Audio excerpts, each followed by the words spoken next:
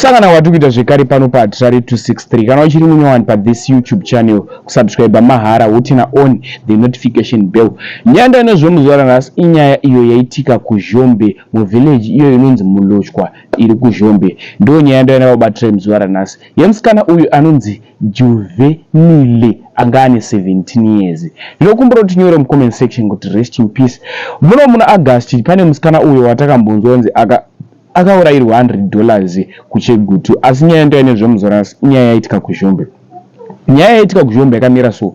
Musikana uyu anonzi Juvenile anga aenda panext door kunotamba. After aenda panext door kunotamba, nguva yekuenda kumba yakakwana. Pari kunzi iye aenda kumba kwavo. Musikana iyi anonzi Beauty Signoro ndo zita rake rekuzvarwa naro. Akaenda kumba kwana Juvenile achino accuse Juvenile kuti iwewe waba mari mumba medu inosvika iyo $50.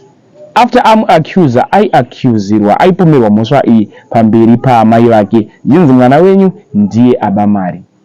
After audzwa izvi zvimusikana uyu akaramba zvikanzi inini mari handina kuba, handina kubvira ndaona mari yenyu ini handina kuba. Zvese izvi zvaitika Beauty akaudzwa namai vaJuvenile kuti ndichakudzosera mari yako, ndichakupai mari yenyu, ndichairipa mhosva yachona kana ari mwana wedu aba. Zvisinei Juvenile akarwadziwa kuti inini ndiri kunzi mbavha asi handina kuba mari yemunhu uyu.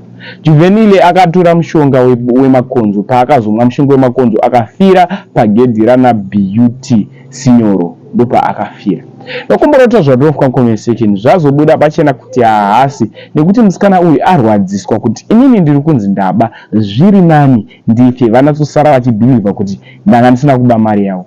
Nokumbura kuti zvadofwa comment section pamusoro penyaya ichingoti rest in peace. Zvinhu zvinorwadza, mari iyi pamwe dai vakanatsotsvaga vasina kumhanya kuaccusa munhu vaiwana kufira $50.